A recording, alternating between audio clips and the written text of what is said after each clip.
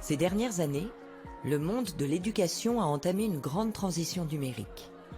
À Casablanca, le lycée français Louis Massignon s'est lancé dans l'aventure dès 2017. L'équipe enseignante a dû faire un choix entre différentes solutions, notamment celle proposée par les GAFAM, avec en toile de fond la question de la collecte des données des élèves. Tu veux le dragon sous la mer? On a testé 5 ou 6 solutions au sein de l'établissement. Il y avait plusieurs solutions, donc des solutions payantes, de l'open source. Et du coup, on a bien vu les pour et les contre de chaque solution. Les géants du numérique nous ont proposé inévitablement des solutions immédiates, pratiques, concises, intégrées, ergonomiques, sympathiques, agréables. Cependant, ce qui guide notre action, et celle de tous les enseignants, c'est la liberté pédagogique. Or, ce que proposaient ces géants du numérique, c'était une solution clé en main.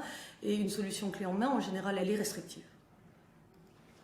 En termes de respect de la vie privée et des données qui sont collectées, on était en adéquation avec le logiciel libre. Et du coup, on a toujours eu tendance à vouloir privilégier les solutions open source plutôt que des solutions propriétaires. OneNote, qui est une solution de Microsoft, était aussi proposée dans ce cadre-là. Mais en fait, il s'est avéré que ce n'est pas adapté au contexte scolaire. Pour Google Classroom, on s'est vite rendu compte qu'on devait utiliser la messagerie et le Drive de Google pour assurer son cours. Il impose le fait d'affecter une adresse email à un élève, chose qui n'est pas convenue pour les collégiens et les élèves du primaire. Et du coup, les enseignants l'ont rejeté.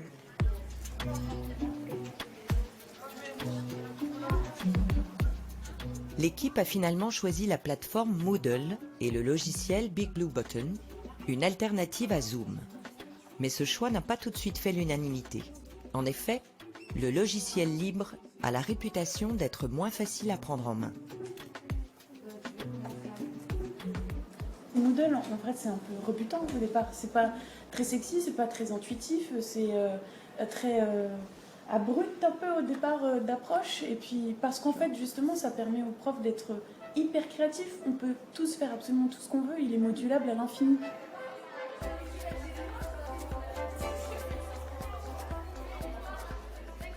Avec l'informatique, tu peux tout faire, c'est ça qui est magique.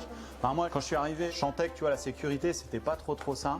J'ai envoyé un mail à tous les profs, 50%. La moitié des gens m'ont donné volontairement leur mot de passe. Wow. Et la technique, elle est toute simple. C'est tu fais peur aux gens. Peu importe ce qui se passe, tu lui dis oh là, ton compte il a été piraté, faut vite que tu ailles sur ce site-là changer ton mot de passe. Les gens ils cliquent, ils voient même pas que l'URL c'est pas la bonne. Tac tac tac, ils retapent leur mot de passe. Toi tu as stocké l'ancien mot de passe, le nouveau mot de passe. Mais c'est que des trucs comme ça. L'informatique c'est que des trucs comme ça. Aujourd'hui ensemble, on va voir ce qu'on appelle l'hygiène numérique.